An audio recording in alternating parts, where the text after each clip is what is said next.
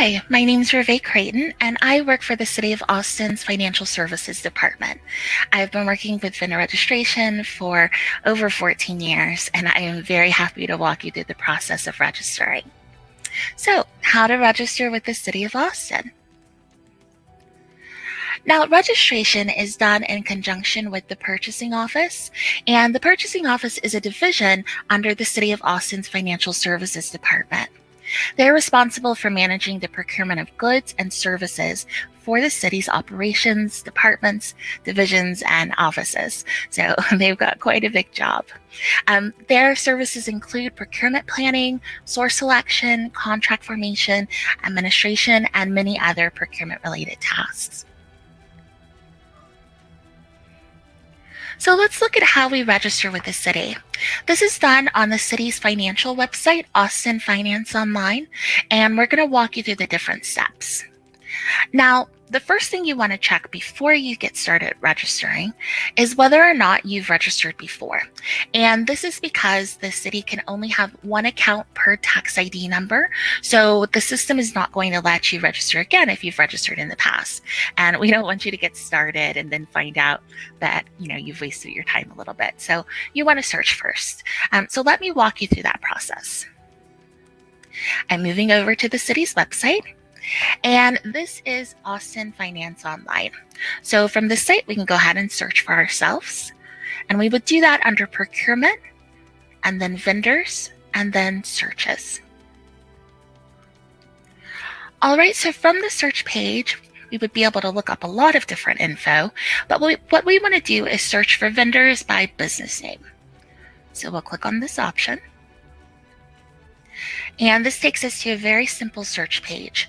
Now, what you want to remember here is that the search is looking for your legal name. So if you're a sole proprietorship or a single member LLC, you're going to want to search for the owner's name in this field that says business name. Now, as a city employee, maybe I want to check to see if the city is registered before I start registering us. So I would type the City of Austin here. And then over on the right, I'm going to click Find Matching Vendors. Okay, and so it turns up several options that we have that are related to the City of Austin. And so I would see before I went and registered, I should go and check with vendor registration to find out which one of these accounts belongs to my organization. Now, if nothing had come up here, then I could go ahead and continue on with my registration.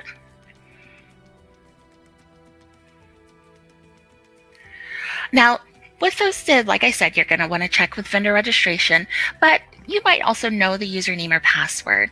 Either way, contacting vendor registration by phone or email is going to help you get in. Now, like I said, if you had no account, then you would go ahead and start creating an account.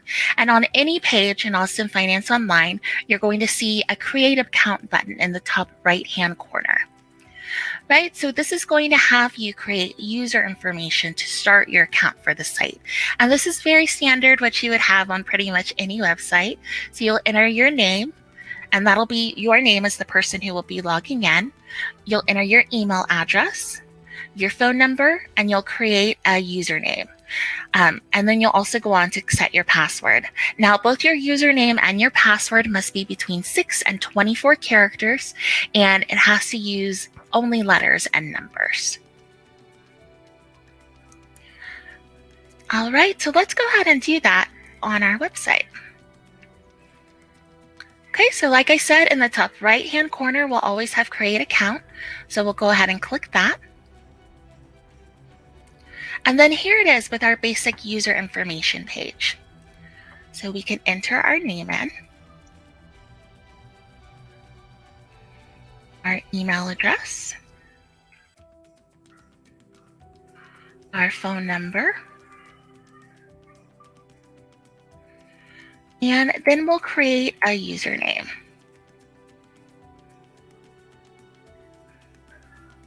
And our password.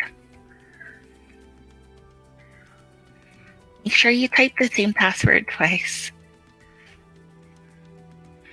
All right, once we have that in, we'll hit Submit.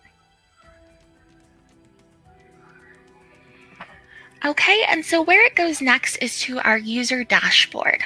So it's going to tell us that we haven't confirmed our email yet. So I would go to my email account and go ahead and confirm the email address. All right, and then it lets me know that I was successfully created a profile. So from there, I could choose to either register as a vendor, which is what we're going to do, or if I had a short-term rental, I could go ahead and register that as well. All right, so let's get started. We're going to click this button right here that says Start Here. It's pretty prominent. And now we'll get into the information that's actually about our business. So this first section is the business page. So in here, we'll have to provide a business structure, and we have several options that we can select from. We would then go on to add in our legal or company name. And once you select an option, it's going to change it, what's available, so that it's only the fields that you actually need. So an individual would enter their first and last name, but a corporation would only need to enter in their business name. So it's important to go ahead and choose the option you need right there. All right, so we'll go ahead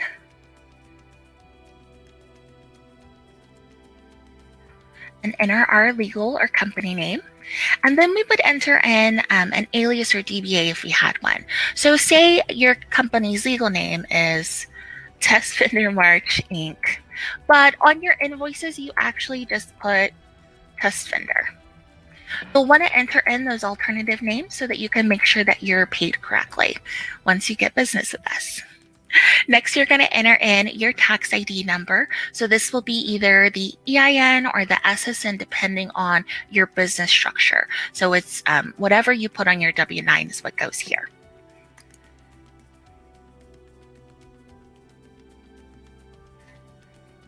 Okay, and it'll be a 9-digit number. Next, you'll upload your W-9 form. So you'll want to have it saved on your computer or on your device so that you can go ahead and upload it. It does have to be signed. And we can take a look at some of the requirements for W-9 forms before we proceed. All right, so again, it must be signed and dated. And we also have a chart that we'll include in our table for you to kind of compare and see what you need to have on your W-9. Now, we can only accept W-9 forms that are revised December 2011 and later. Your safest bet is to use whatever the most current version of the W-9 is. All right, so here's an example of that chart, but it'll be easier for you to use the file. So basically, it just gives you, if you're an individual, then you would choose, enter the individual's name. You wouldn't have an alias or DBA probably, and then it lets you know which line to check on the W-9 and which type of taxpayer ID number to use. So again, it's just based on whatever your business structure is how you would proceed. And these instructions are according to the W-9 instructions. And I'm stressing this because if we get one that's incorrect, we're going to have to go back and forth with you until we get the right one.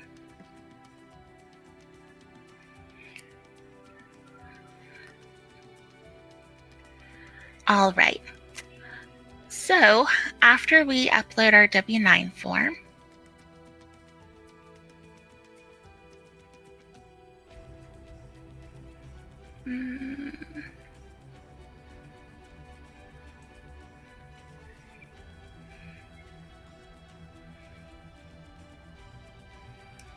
all right, then we can go on to say if we have any small or minority business information to enter. So are we certified by another agency in Texas?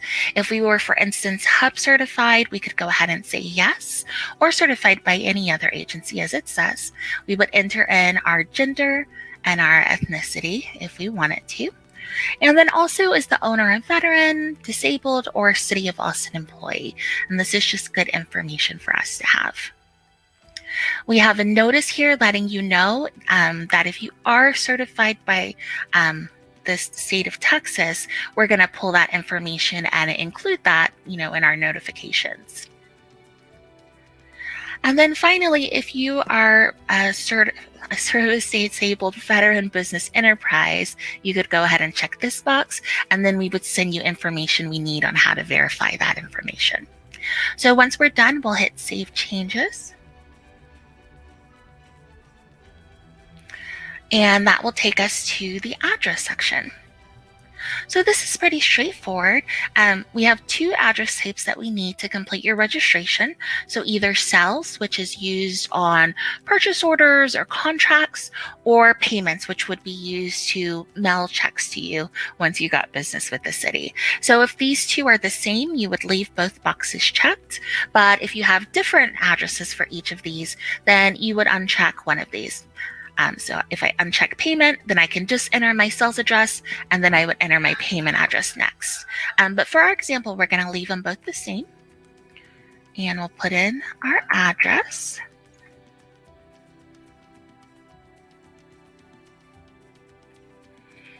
Okay, we're going to put in our county.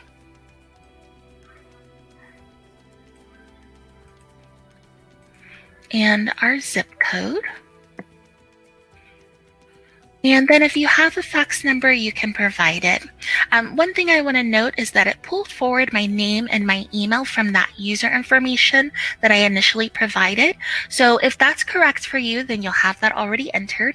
If you need to change this, like maybe you have an admin in your office who's going to handle the user account, but you want your salesperson to get notices about solicitations or contracts, then you would change this contact info here. All right, once you had entered everything, you can go ahead and hit Save and Continue. Or if you had more addresses you wanted to add, you could do that as well.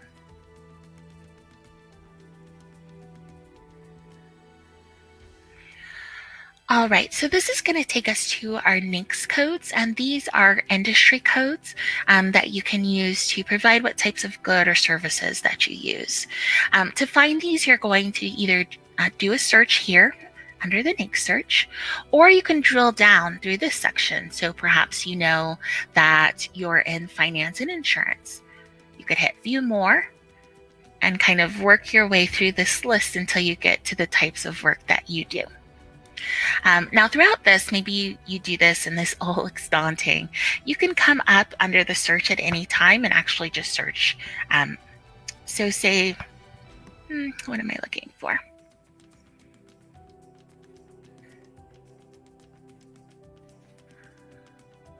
So I type in government and then hit look up NAICS codes. All right, and it's going to give me the codes that are available, and I would choose the one that was the best fit.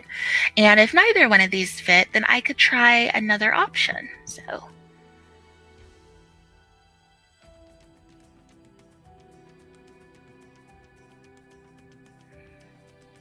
now I put in 2 words. Whenever you don't find anything, make your search a little bit shorter and see if something comes up that applies in that case.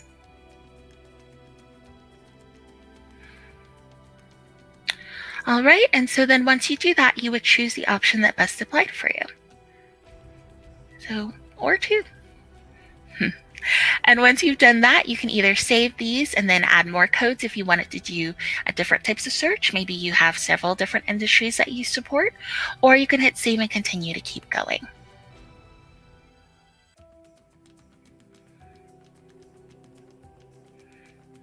Now, commodities refer to the NIGP commodity codes that are used by the city and by the state of Texas. So these are used to send you solicitation notifications. So we add these codes to any solicitations or contracts that we have, and when we need to solicit them, we'll send you emails to let you know that we're interested in your bids or proposals. So there's some things you want to consider about these codes. Let's go back to our presentation. All right, so you want to think about the goods and services that you can either provide or subcontract for. So maybe you are going to work with other vendors, you can still add what you're able to do in that way. We also use commodity codes to issue solicitations, as I said, and you'll want to search by key terms for goods or services.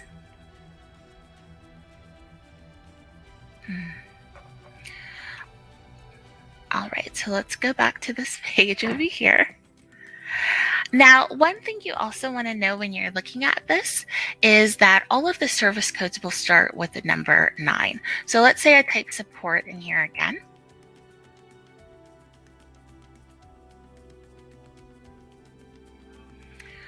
All right, so everything that comes up first is going to be a good because see, it starts with numbers other than the number 9. So if I know specifically that I'm trying to provide support services, then I can scroll this list all the way down to the bottom until I get to the ones that start with 9. And then from here, I can narrow it down by finding the things that I actually do. So let's say technical support on the phone line. Some more technical support here. And in here, you can check every single thing that applies. So anything that you do, you can go ahead and add those. Now, in this case, I'm going to save selected and continue searching. Because here's an area where the drill down is pretty good. It's going to take me back to those codes that I added. And now I'll hit add commodities to add more.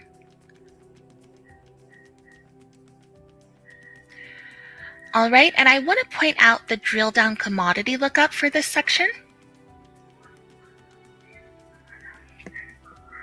So here, this kind of takes me through all the commodities we have. So we have goods and then we have services. And if I click services, it's going to show me what types of services. So is it construction? Is it non-professional? Professional? And professional are things that require a license in Texas. So we're all professionals, right? But some things will fall under this non-professional category. All right, so in here, this is going to take me to all of the classes we have in this area. And the reason why this is good is because, say you're in consulting services, you may do a lot of different types of consulting. And so if you can see all of the codes that are in here, then you can quickly choose all the ones that apply. So every single thing you do, maybe you provide administrative support consulting, but you also provide administrative consulting. So you can just go through the list and kind of see everything that, applies to what your business is able to do. And it makes it a little easier sometimes in doing the search, especially if your work does all stay within one area.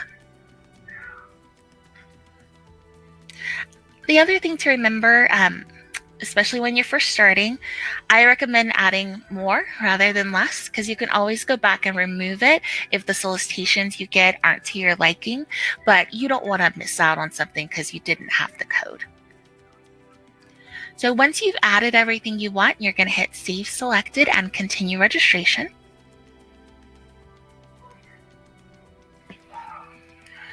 All right, and then that's going to take you to the end. So it's not going to let you submit until you, confirm your email. So I'll do that so we can go ahead and submit it. But it's going to have you read through this memorandum of agreement that just lets you know how we'll be using your information and how we'll be protecting it as long as you're a vendor. And then you can review everything you've added to make sure that it was correct. Now, under this other certifications in Texas, if you were a hub vendor, we would pull that up so you would be able to see that right there, and you can let us or the state know if that was listed incorrectly. Let me confirm my email real fast.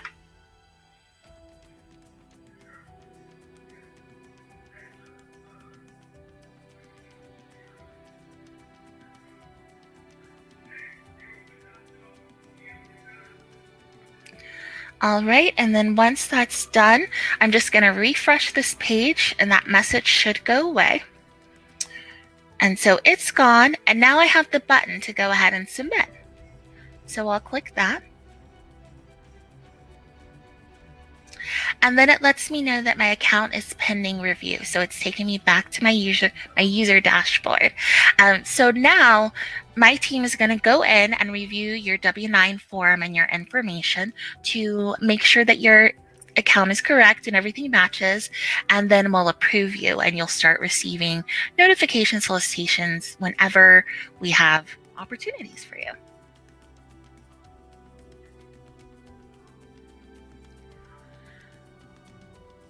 All right, so that concludes our presentation. If you have any questions, we are in the lounge, so you can come and sit with us and register with us there. And you can also reach out to us by phone or email, which you'll find on our page. Thank you for attending.